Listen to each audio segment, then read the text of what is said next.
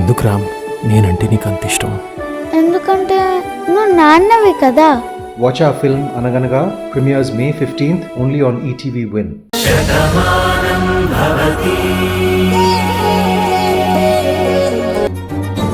మీరు ఎంత చెప్తున్నా కనీసం చెవికి కూడా ఎక్కించుకోకుండా తన నోటికొచ్చిన మాటలను అంటోంది. కాని మీరు మాత్రం అటు భానుని ఏమీ అనకుండా ఇక్కడ నా కూతురు దగ్గరకొచ్చి నువ్వు ఏడుస్తే భానుకి తెలుస్తుంది, అందుకని నువ్వేడవద్దు, మౌనంగా ఉంటే భానుకు అనుమానం వస్తుంది, అందుకు మౌనంగా ఉండద్దు, మనసులో ఎంత బాధున్నా సరే బయటికి మాత్రం నవ్వుతూనే ఉండాలి, నార్మల్గానే ఉండాలి. ఇదే కదా చెప్తున్నారు బాబు మీరు? ఏంటి పెద్దమ్మ అలా మాట్లాడుతున్నారు? కార్తీక్ చేసిన తప్పే ఉంది. కార్తీక్ మాత్రం ఏం చేయగలడు? భానుకి నా మీద కోపం ఉంది. దానికి తగ్గట్టుగానే పరిస్థితులు కూడా అలాగే మారుతున్నాయి. ఇందులో నువ్వు కార్తీక్ని నిందిస్తే పాపం తను మాత్రం ఏం చేస్తాడు? నేను అదే చెప్తున్నా నీలిమా. తను ఏమీ చేయలేకపోతున్నాడని అంటున్నాను. తను ఏమీ చెయ్యడని కూడా చెప్తున్నాను.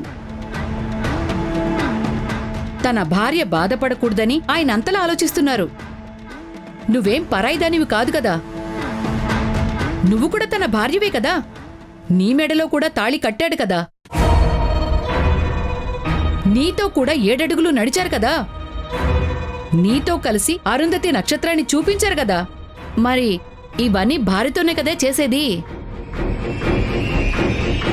కానీ ఆ భార్య బాధపడకూడదు.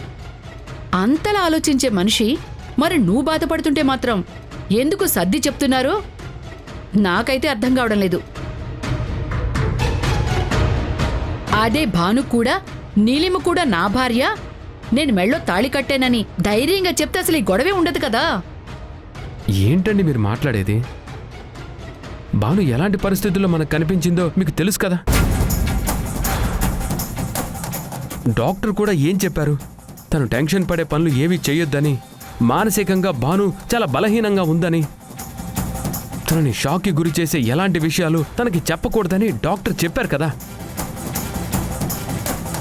అందుకే కదా ఈ నిజాన్ని దాస్తున్నాం. లేకపోతే లేదంటే చెప్పేసేవారా బాబు?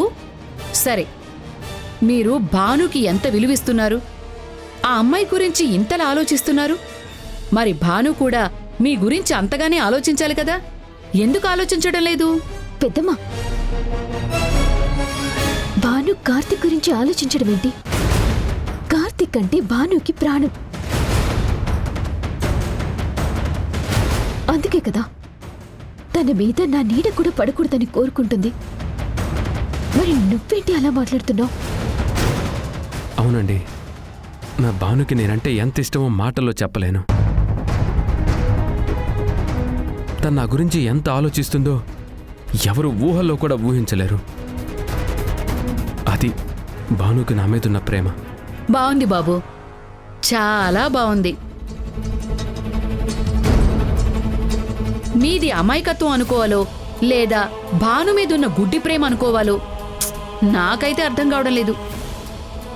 ఏం మాట్లాడుతున్నారండి మీరు? నా భాను గురించి ఏదో చెప్తున్నారు. అసలు ఏం చెప్పాలనుకుంటున్నారు? ఎందుకు బాబు అంత కోపాన్ని పెంచుకుంటావు? చూడు, నా కూతురు బాధపడితే నాకు బాధ అనిపించింది.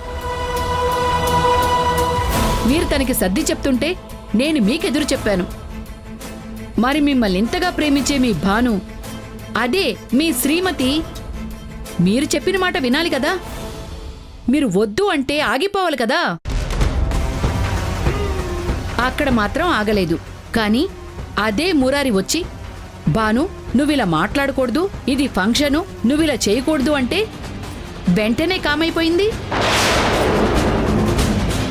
భాను మీద మీకు ఎంత ప్రేమున్నా మీ భానుకి మాత్రం ఆ మురారి అన్న, భువనేశ్వరి అన్న, ఆ కుటుంబం అన్నా మీకంటే కాస్త ఎక్కువ ఇష్టం ఉందనుకుంటా.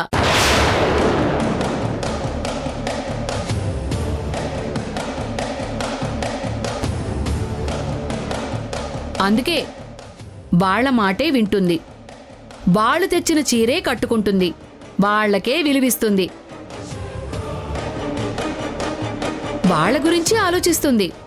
కానీ మీరు మాత్రం నా కూతురిచ్చిన డ్రెస్ వేసుకుంటే ఎందుకిదంతా చేశావని పెద్ద గొడవ చేసింది. ఇప్పుడు చెప్పండి బాబు, ఎవరి మీద ఎవరికి ప్రేముందో ఇప్పుడు కాస్త ఆలోచించండి. ఎవరి గురించి ఎవరు ఏం మాట్లాడుతున్నారో. మీరు మాట్లాడితే నా కూతురికి సర్ది చెప్పడం కాదు, అక్కడ ఏం జరుగుతోందో ముందు అది తెలుసుకోండి. నువ్వు రా నీలిమా.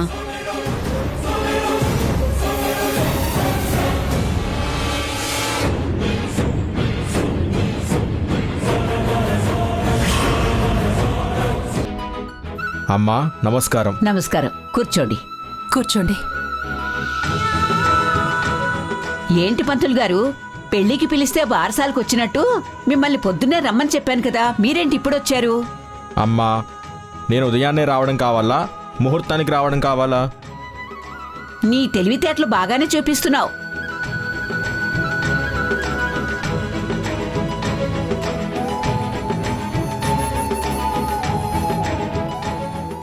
ముహూర్తానికొస్తే సరిపోదు, ముందుగా వచ్చి అన్నీ వచ్చాయో లేదో చూసుకోవాలి. తీరా ముహూర్త సమయానికి అది రాలేదు ఇది రాలేదు అంటే నాకు ఒళ్ళు మండిపోతుంది. ముహూర్తం దాటకుండానే అనుకున్న కార్యక్రమం చెయ్యాలి. అందుకే పొద్దున్నే రమ్మని చెప్పాను. సినిమాలు సీరియళ్లు చూసి సెటైర్లు వేయడం నేర్చుకోకు. బామ్మగారు నా ఉద్దేశం అది కాదండి. కాకపోతే సిటీలోని పురోహితులు ఎంత బిజీగా ఉంటారో మీకు తెలుసు కదా. ఒకే రోజు 4 కార్యక్రమాలు ఒప్పుకుంటాం. 2 పూర్తయ్యాయి, 3వది చేసి 4వ దానికి వెళ్ళాలండి. నీ పని బావుందయ్యా. ఎవరైనా సరే ఒక పని చేస్తూ రెండో పని చేస్తూ ఉంటారు. మీరు మాత్రం ఒకేసారి ఇన్ని పనులు చేస్తున్నా ఎవ్వరూ ఏమీ అనరు. అంతేలేండి. అందరూ సిద్ధంగానే ఉన్నారు కదా, ఇంకా పదండి. ముందు వేదాశీర్వచనం చేసి ఆ తరువాత పాపను ఉయ్యాల్లో వేసే కార్యక్రమం పూర్తి చేద్దాము. అలాగేనండి. ఒక్క నిమిషం ఉండండి.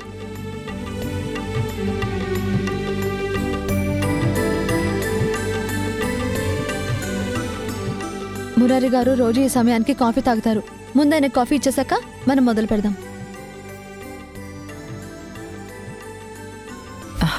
అమ్మ బాను, ఇప్పుడు అవన్నీ ఎందుకు? ముందు ఇంట్లో జరగవలసిన కార్యక్రమం చూడండి. భలే వాళ్ళండి మీరు, మా అతిథులు. ముఖ్యంగా మురారి గారి విషయంలో నాకన్నీ తెలుసు కదా.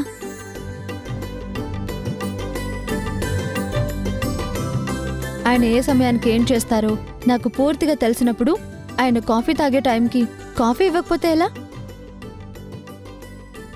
నేను కాఫీ ఇచ్చేస్తాను, ఇక కార్యక్రమాలన్నీ బాగా జరుగుతాయి. ఇలాంటి మాటలే నాకు కావాలమ్మా. నువ్విలా మాట్లాడుతూనే ఉండాలి.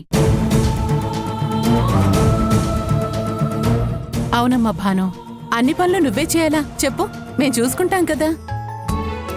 మురారికి ఏం కావాలో చెప్పు, ఆ సమయానికి ఏర్పాట్లన్నీ కూడా మేం చేస్తాం. ఆహా, లేదత్తయ్య.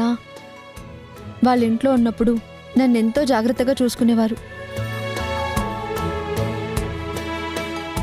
తన కంటికి రెప్ప కన్నా ఎక్కువగా నన్ను చూసుకునేవారు. మరి అలాంటి వ్యక్తి మన ఇంటికి వచ్చినప్పుడు మనం కూడా అలాగే చూసుకోవాలి కదా. ఉండండి, నేను కాఫీ తీసుకొస్తాను. ఏంటమ్మా భానుమతి, సమయానికి కాఫీ తాగకపోతే ఏమవుతుంది చెప్పు? ఇది చాలా చిన్న విషయం. అయినా సరే దీనికోసం నువ్వెందుకు, నేను తెస్తాలేమ్మా. ఆయన ఏ టైంలో ఏం చేయాలో నాకంటే ఎక్కువ ఎవరికి తెలుస్తుంది? అందుకే ఆయన కాఫీ ఇస్తానంటున్నాను. తీసుకొస్తాను, ఉండండి. సరే